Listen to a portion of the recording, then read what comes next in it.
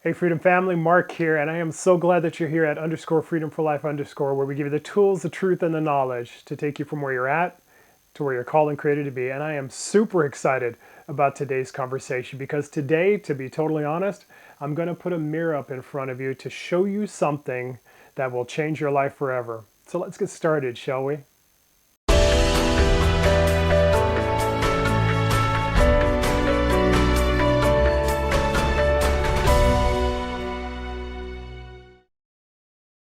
And as we're getting started today, do me a favor. Would you subscribe and become part of the Freedom Family? We'd love to have you be a part of it.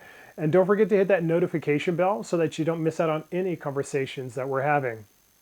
Hey, so we're going to start off with this question. What do these three people have in common? Stan Lee, Frank Lloyd Wright, Thomas Kinkade.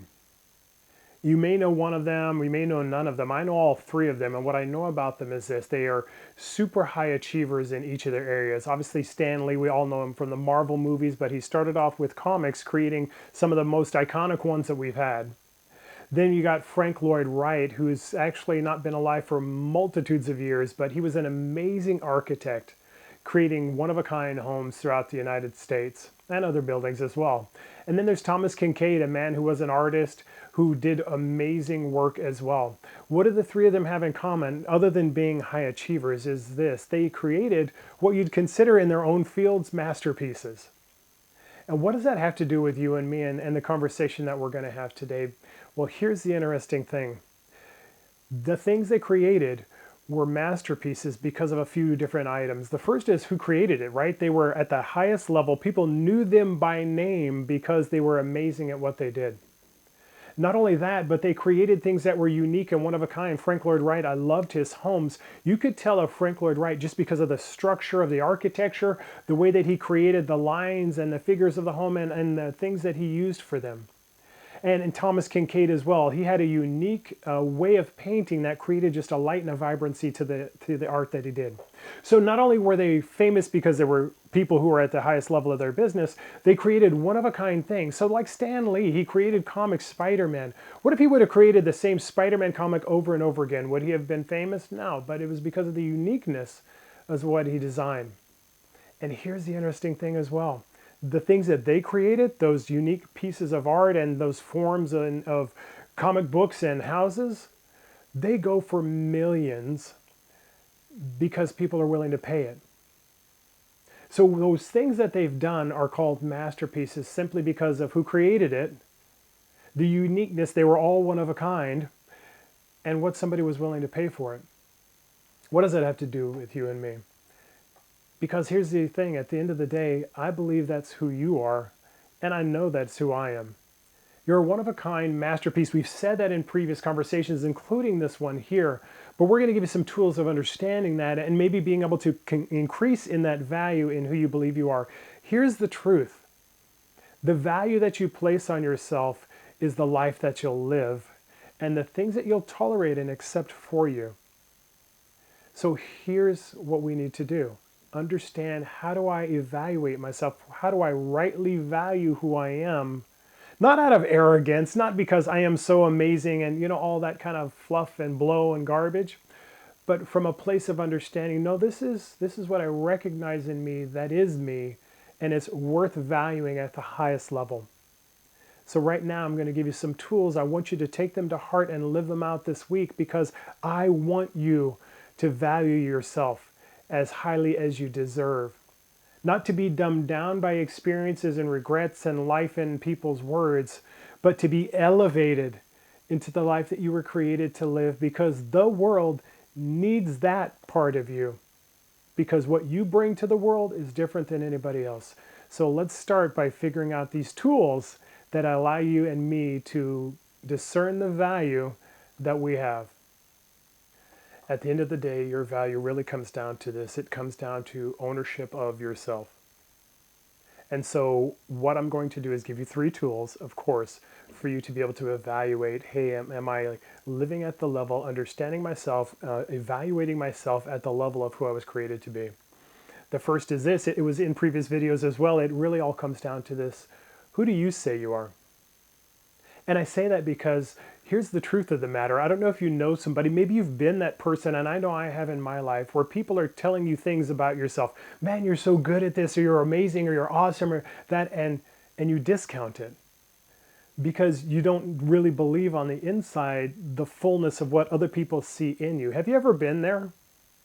I know I haven't, and I bet maybe many of you have as well. Because the truth is this: you can only live up to the value that you see in you, not the value that others do. They can spark a fire and they can maybe wake you up to the fact that maybe you're minimizing or shrinking away from the things that you actually are amazing at.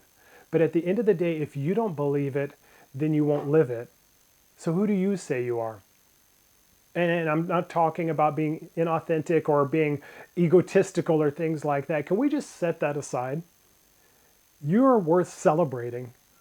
You're worth loving. You're worth valuing. Sometimes we act like it's a level of humility to minimize who we are as a person. It's not.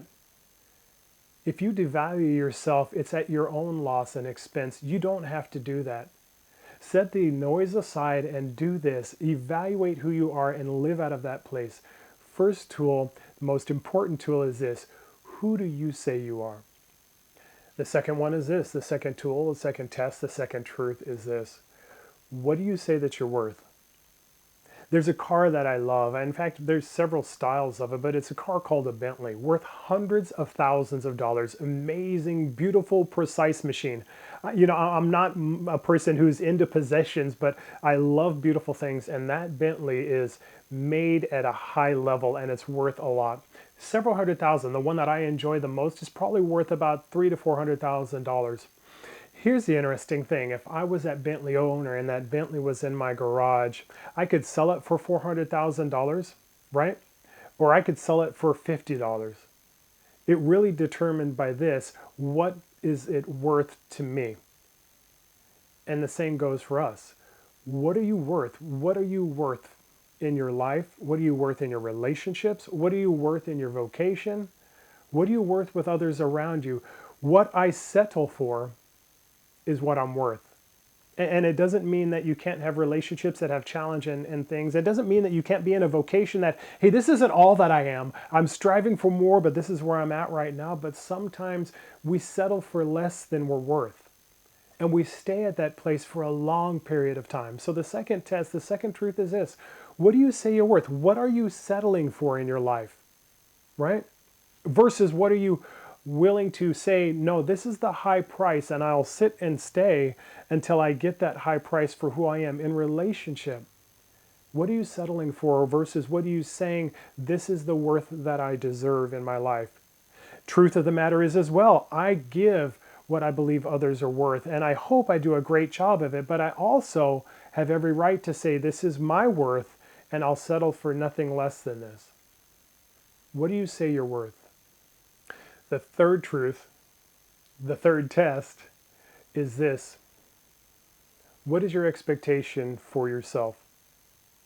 So we start with the understanding of who do I say I am? We move into the thing of what am I worth? And the third is the expectation. What do I see as the life I'm called to live? Doesn't mean I'm going to be a millionaire. Doesn't mean everybody's going to live at the highest level. I'm not going to be a rock star or whatever, but what's my expectation for my life? Because the thing I expect out of my life is the thing that I'll strive for and I'll succeed in my life. If I expect little, I'll receive little. If I expect much, then I'll receive much. What's your expectation in your life? It is part of your value, right? If I can live at the highest level, why would I support or expect to live any less? Your expectation determines your outcome. It determines your success. It determines your ability to live and breathe those things until they come to pass. Life isn't going to be easy and success doesn't come quickly, but the truth is I won't reach for anything and get it if I choose not to reach for it in the first place. Am I living at a high level or a low one? Am I going to expand into the life that I'm created for, or am I going to shrink back from it? What's the value and expectation you have on your life? I hope it's at the level that you're created for. Why not? Why not live out of your comfort zone into a place of nervousness, but receiving the things that you're called to versus shrinking back because there may be challenge in it? Expect that your value leads you into things that you will be amazed by, and you'll actually see them. What's your expectation in your life? I'm Mark, and I am so glad that you're here at underscore freedom for life underscore, where we do give you tools and truth and knowledge to take you from where you're at to the highly valued place that you're created to be. Not only am I glad that you're here, but could you do me a favor? If you're glad to be here as well, could you hit that like? And could you do me a favor and put a comment down below? Let me know if something's resonating with you and if there's a conversation you want to have. We want to have the conversations our community wants to have as well. And don't forget about Instagram and Facebook. We're having conversations out there as well, so check out those links down below. Share this with somebody who maybe is needing some help in seeing their value. And don't forget to do this, Freedom Family. Dominate your day.